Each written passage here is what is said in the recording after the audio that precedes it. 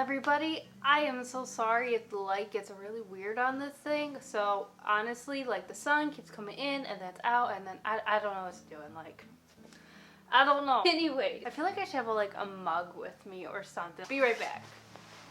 I felt like this mug would be appropriate for our chat today.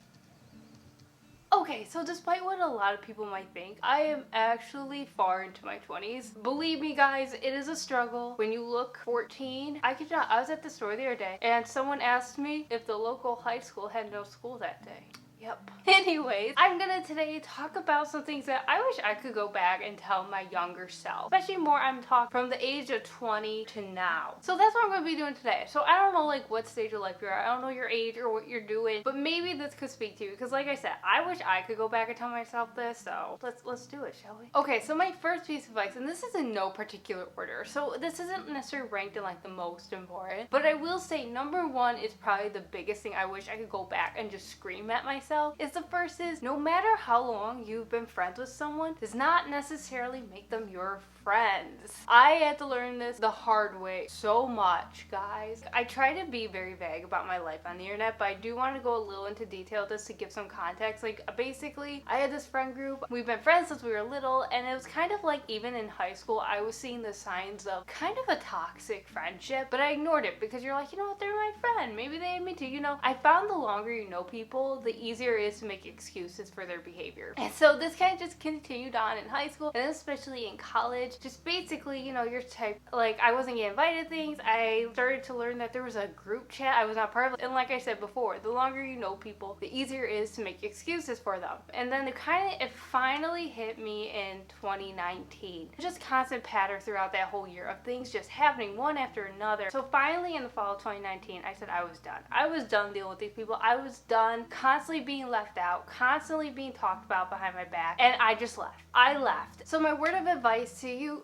to anyone, and especially my younger self, would be someone lets you down. That is normal. That is a normal part of life. People are always going to be letting us down. I know there's times where I will admit I wasn't the best friend to somebody, but here's the thing. It's how they handle that mess up or how they handle that disappointment is what determines where you stand in their life. Did they mess up? Did they apologize for it? Did they realize if you pointed it out to them, did they say, oh my gosh, I'm sorry, I didn't realize I did that? Or did they brush it off? Did they gaslight you? Or how did they handle the situation? So that's what I first say is look at. How did they handle the situation? And I think I'm going to make a whole other video about like how to deal with toxic friendships, guys. Because accidents do happen, but when they happen constantly, they know what they're doing. They know what they're doing. And the saying is so much true that when you cut someone out of your life and silence is your answer back, then you kind of know where you stood in their life to begin with. You knew you never really were there. Basically, my bottom line is for my first tip is if people are constantly letting you down, it's the same people and they're not showing improvement or they're actually not even caring at all, just leave. My second advice to myself would be don't let other people's assumptions and opinions of you take up your mental space. I actually was reading about this coincidentally today in the book Courage to be Disliked. It talked about how we shouldn't live for other people's expectations, because when we're living for other people's expectations, we're living for what people want us to do. If we're living and doing what we think are going to make other people happy, we're not living our own lives, we're not being ourselves, but instead we're living the lives of other people. And I think that's so true, because believe me guys, one thing I have learned is that people are willing to offer up their opinion of you at every single step of the way. And that's like, hear what people say to you, but then choose whether or not you're going to listen to it, because ultimately we do make that choice. Are we going to let the opinions of others become our identity, or are we going to say, no, I know who I am, I don't need you to tell me who I am? Now I would just tell yourself, who cares? Be who you are. Don't care what other people's opinions are of you. My third advice to myself is, and this is actually advice someone gave to me that completely changed my mindset, is you're never in the same place for long. And I think that is so true physically and mentally. So when I graduated college, I had a hard time finding a job at first. I mean, I worked at like a bunch of random jobs that weren't even in my major. It came hard for me because I saw people who I graduated with, they were going and they were finding jobs. And so that was very hard for me, and I started to feel so stuck. And that is when someone told me you're never in the same place for long. And it's so true. Like, one thing I've learned in the past year is that life is just always changing. Like, if you don't like where you're at, give it a few months. Like, you might not be where you are. New opportunities open, doors open. So you might not be where you want to be now, but in a few months and maybe in a year, physically, mentally, that could completely change. And so that's why I always remind myself, life is always changing. So I don't know where you're at. If you're like in a slump, or maybe you're in a situation that you're not really liking, life is always changing.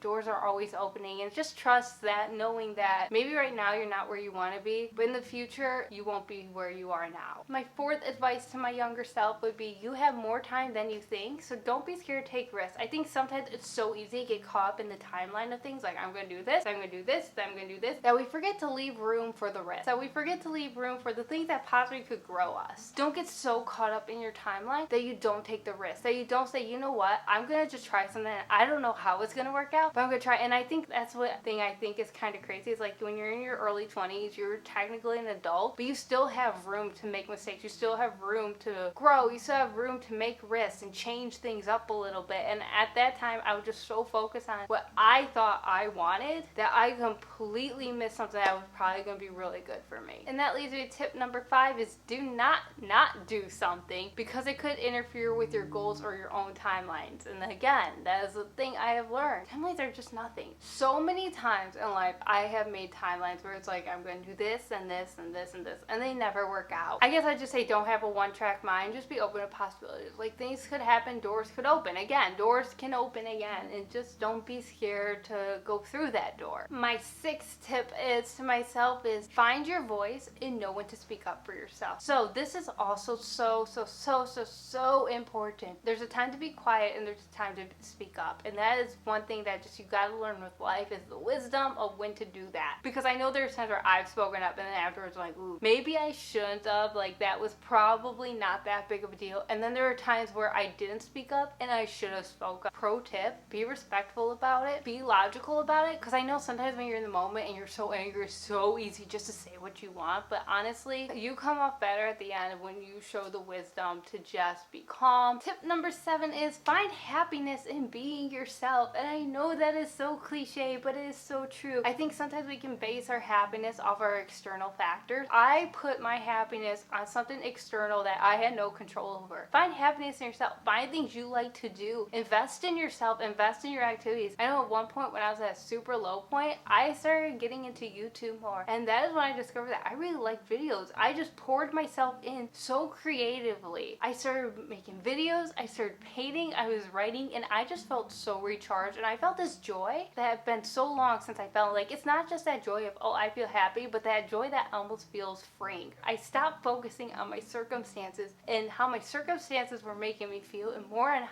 what I was doing to make myself feel better. My 8th tip is, rejection is sometimes redirection. Guys, this is like, oh my gosh. If one lesson could scream at me the most in my early 20s, it was this. I definitely think I had to go through that hard time to be redirected. And like I said, I think sometimes as a Christian perspective, when God sometimes closes doors on us, it's not because he's trying to punish us, but he's trying to teach us something. He's trying to direct us in a direction that we need to go. Sometimes in order to reach the mountaintops, you have to go through the valleys. And that is one thing I have learned so much in my life. And this goes back to my other advice when I said, you're never in the same place for long. So just wherever you are, just know somehow this is all working towards something else. Number 9 is, when you're working towards your goals, remove yourself from the outcome. So this is another big one. So like I said, I feel like this is all like my job experiences, but so really this video should be titled What Looking for a Job Has Taught Me. But it's so true. I learned a lot during those few years, guys. Like I said, my early 20s were rough. I